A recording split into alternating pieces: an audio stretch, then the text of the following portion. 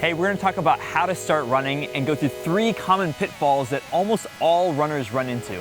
That's right, and we want to give you some really easy solutions, some tips and tricks you can use right now to start running off on the right foot.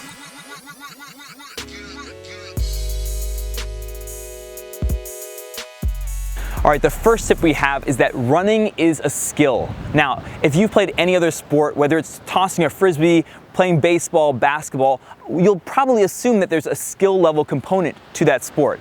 Now, the thing with running is a lot of us assume just because we can walk and put one foot in front of the other that we know how to run. Now, I'm gonna give you one tip that I like to give new athletes, which is look at your cadence. Cadence is the number of times your feet hit the ground per minute. So if I'm running, that's 1, 2, 3, 4, counting on one side how many times my foot is striking the ground. Most professional runners have a cadence of around 90 foot strikes on one side per minute. It's not necessary that you get 290 right away, but you'll probably find if you count your cadence that you are much slower. And when you start improving that, when you start speeding up your cadence, no matter what your speed is in terms of your running, you'll find that a lot of things start to improve. You spend less time on the ground, a lot less shock as you hit the ground, you're not landing as heavy, a lot of things improve. So really focusing on your cadence is one tip towards improving your running as a skill.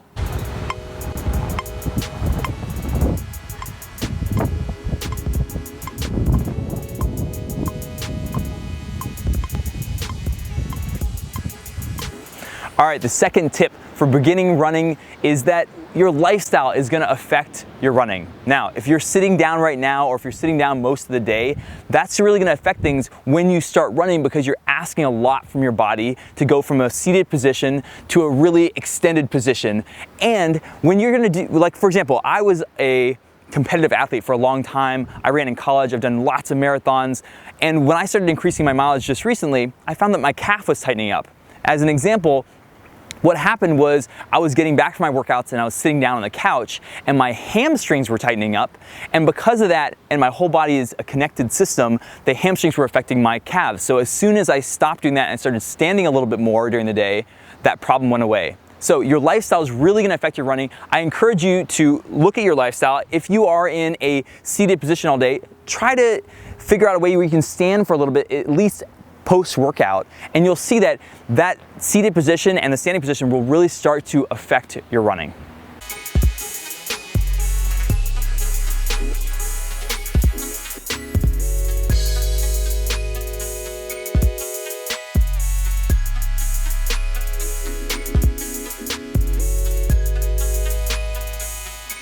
All right, the third and final tip is the most common pitfall for beginner runners, which is don't run to the edge of your ability. Now, if you and I were going to play basketball for say, we probably wouldn't go and play basketball and shoot hoops until we couldn't shoot one more basket, right? We would probably stop somewhere before there. But for some reason, with us runners, we tend to think that when we go running, we need to run as far as we're able or as fast as we're able to. Now, I've been a collegiate runner. I was a collegiate runner, I was a competitive athlete, and I've run marathons and Ironman. And I still, when people run with me, they're very surprised that I stop as often as I do. And the reason is, when I run, I want to run with good form. And almost no one runs with good form when they're on the edge of their ability level. So take some walking breaks. Realize that every day when you go out, you don't need to push yourself to the edge. Make sure you have a buffer so you come home and you're not completely destroyed after each run.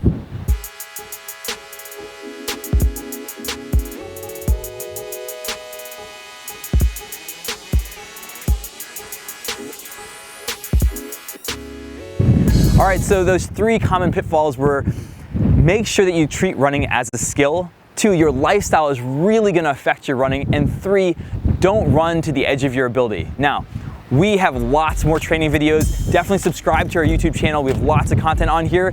And click the link below and we'll send you even more in-depth workouts and training videos for beginning runners. This is not what I wanted to say, it's how to start running.